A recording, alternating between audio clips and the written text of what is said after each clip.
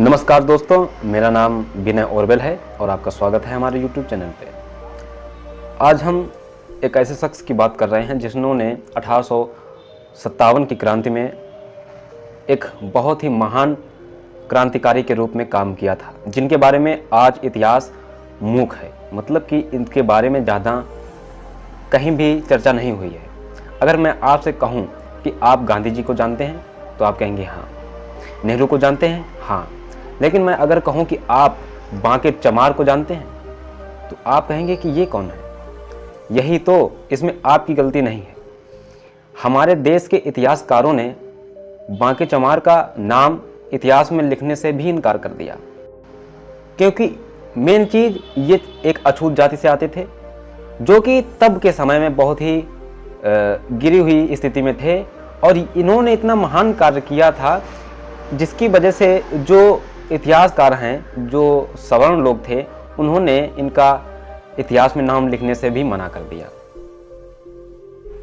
हालांकि बहुजनों के इतिहास को बहुत कम लोग ही जानते हैं।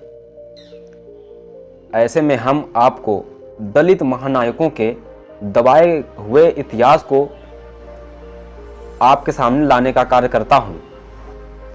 आज हम बात करने वाले हैं एक महान क्रांतिकारी बांके चमार के बारे में।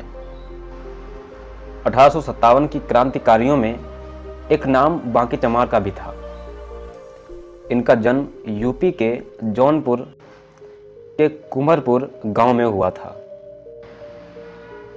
हालांकि ये दलित होने के कारण इनको शिक्षा से तो वंचित रखा ही गया था समाज के द्वारा, लेकिन ये अशिक्षित होते हुए भी मनुवादी धारणा व मनुवादी सोच को नकारते थे, इसका विरोध करते थे, क्योंकि इसमें दलितों को शिक्षा से वंचित रखा गया है।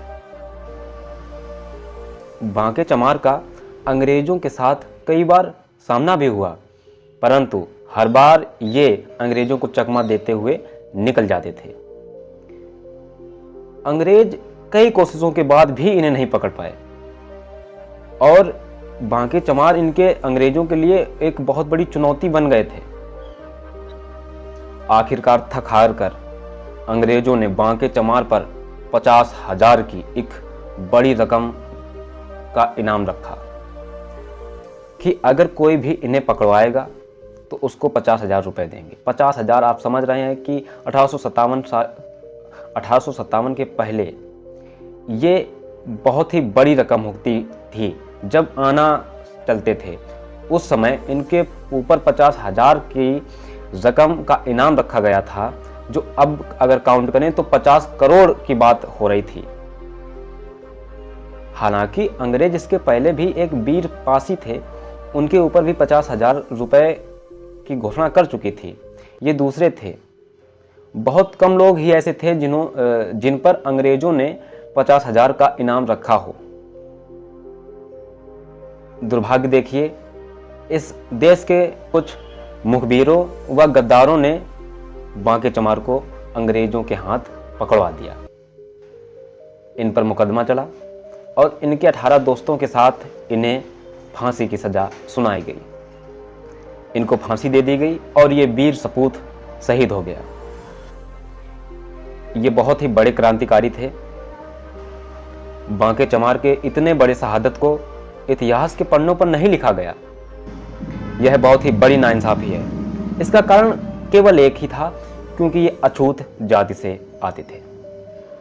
अगर आप ऐसे ही दलितों के इतिहास के बारे में जानना चाहते हैं तो हमारा चैनल सब्सक्राइब करें। हम आपको और नए जो दलित वर्ग से आए हुए क्रांतिकारी थे उनके बारे में आपको वीडियो में बताता रहूँगा।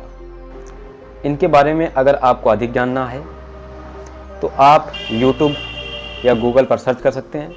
इनके लिए एक किताब भी बनी है खासकर दलितों के इतिहास को उजागर करने के लिए, जिसका नाम 50 बहुजन नायक है।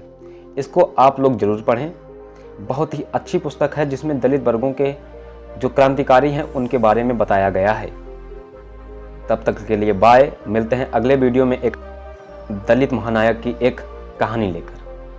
जय हिंद, जय भारत, जय भीम, नमो बुद्धाय।